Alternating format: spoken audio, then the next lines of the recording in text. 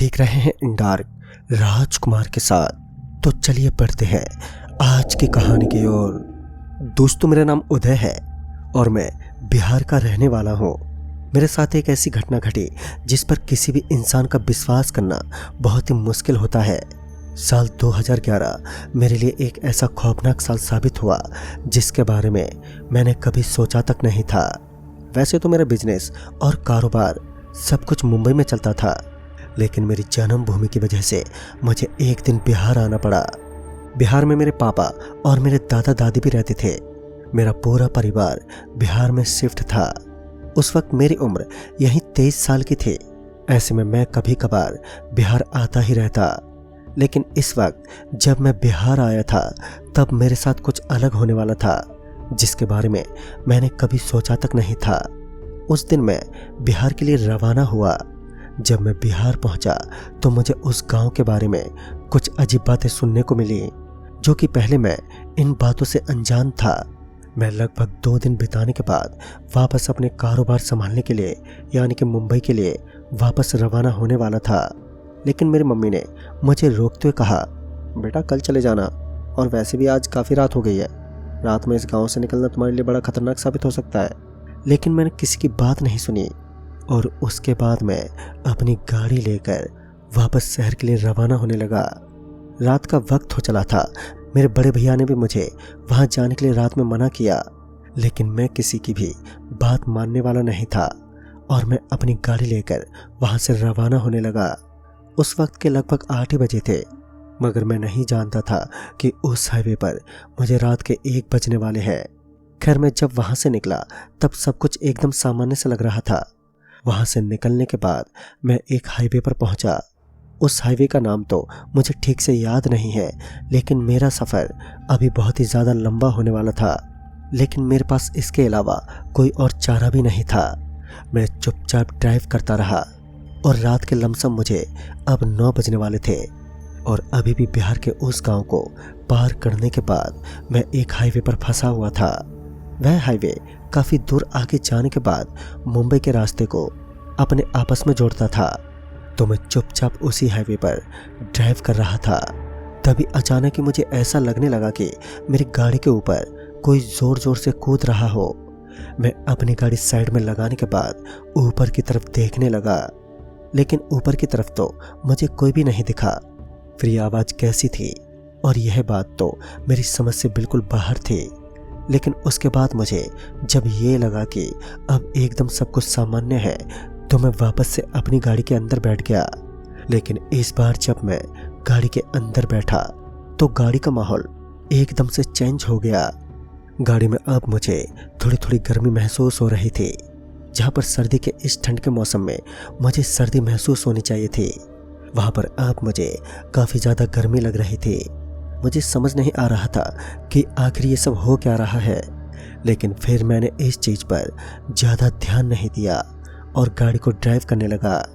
अभी मैं कुछ दूर आगे गया ही था कि अचानक से मुझे ऐसा लगने लगा कि कोई मुझे घूर रहा है। दरअसल मुझे ऐसा लग रहा था कि बगल वाली सीट के ऊपर कोई बैठा बैठा कोई लगातार मेरी तरफ ही देख रहा था, लेकिन मेरा ध्यान उस पर जा ही नहीं पाया क्योंकि उस वक्त हाईवे पर गाड़ियों की कुछ ज़्यादा ही चलन थी। तो ऐसे में मैं उस तरफ देख ही नहीं पा रहा था। लेकिन जब मैंने उस तरफ देखा तो मुझे वहाँ पर कोई भी नहीं दिखा। मैं अपनी गाड़ी को बस आराम से ड्राइव ही कर रहा था कि अचानक से मुझे थोड़ा थोड़ा ऐसा महसूस हुआ कि अब गर्मी वापस से ज़्यादा बढ़ने लगी है।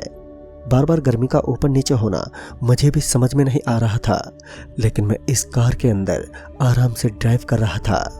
लेकिन अब मुझे भी थोड़ी थोड़ी बेचैनी सी महसूस हो रही थी। मेरा दम अपने आप ही घुटने लगा और फिर अचानक से मुझे अपने पैर पर कुछ गीला गीला महसूस हुआ। जब मेरी नज़र मेरे पैर के ऊपर पड़ी तो मैं एकदम से चीख उठा, क्योंकि इस बार मैंने देखा कि मेरे पैर के ऊपर लाल खून टपक रहा था। मैं तो एकदम से डर गया और मैं अपने आप को संभाल ही नहीं पा रहा था। वह भयानक दृश्य बार बार मेरी आंखों के सामने प्रस्तुत हो रहा था। मैं अचानक ही जोर जोर से चिल्लाने लगा और फिर एकदम से मैंने अपनी आंखें बंद कर ली। लेकिन जब एक बार फिर मैंने आंखें खोली तो वहाँ पर कुछ भी नहीं था। अब मुझे सुकून भी मिल रहा था और साथ ही ये डर भी लग रहा था कि आखिर इस रास्ते पर मेरे साथ पता नहीं क्या हादसे हो रहे हैं।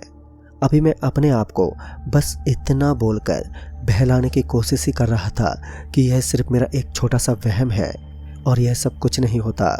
यही बोलते बोलते मैं अपने आप को शांत करता हुआ गाड़ी को आगे बढ़ाने की कोशिश करने लगा, लेकिन मेरे हाथ और पैर अब कांप रहे थे। ऐसे भी मेरे द्वारा मेरी गाड़ी को ड्राइव करना लगातार मुश्किल बन रहा था, लेकिन मैं किसी तरह अपने आप को संभालते हुए अपनी गाड़ी को ड्राइव करने की कोशिश करने लगा। लेकिन तभी अचानक से मैंने देखा कि गाड़ी के बिल्कुल सामने कुछ लाल लाल मुझे नजर आने लगा है।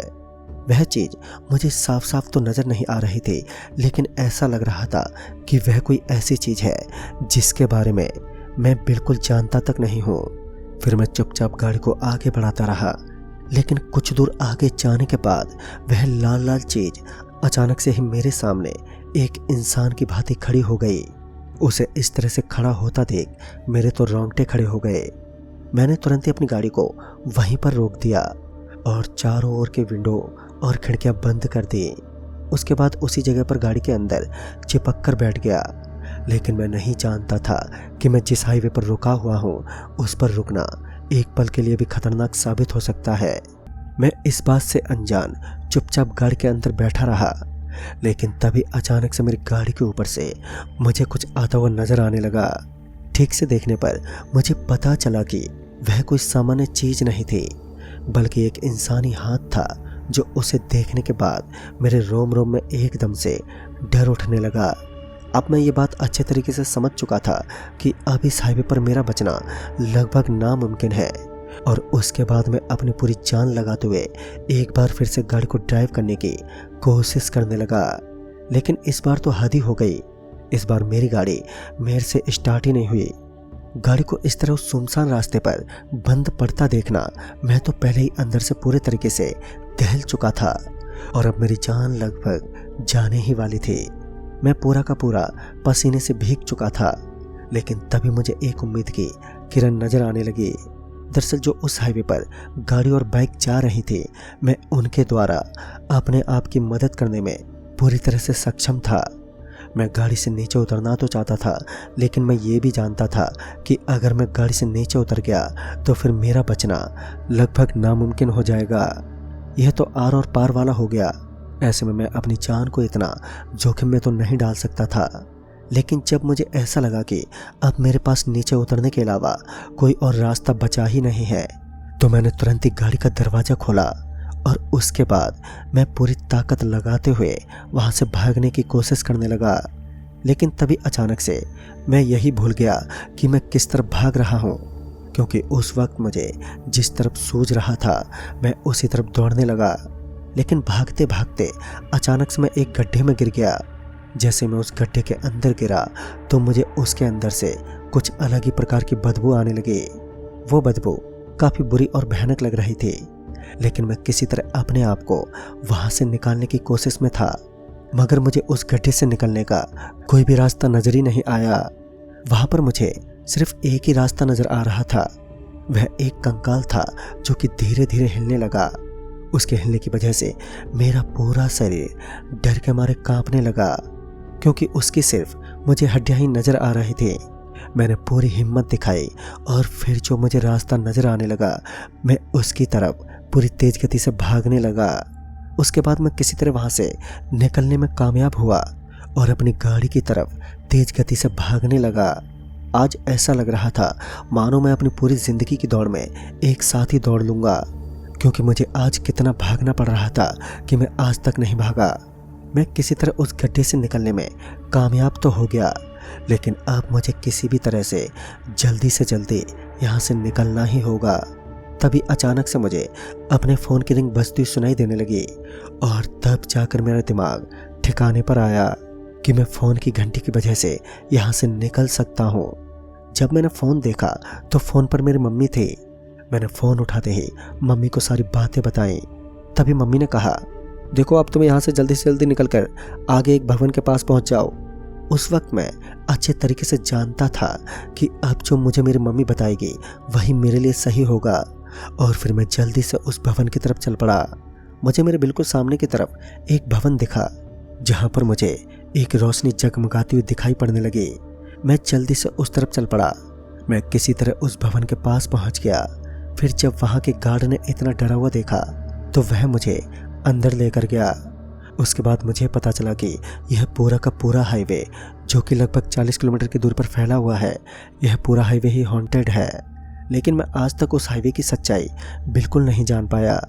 अब जो भी हुआ, लेकिन उस दिन मैं किसी तरह वहां से बचकर निकल ही गया। दोस्तों, वही मेरे लिए सबसे बड़ी बात थी। तो दोस्तों, इस कहानी में बस इतना ही। तो मैं आपका दोस्त राजकुमार जल्द ही मिलूंगा एक और नई कहानी के साथ। तब तक के लिए बाय एंड टेक केयर।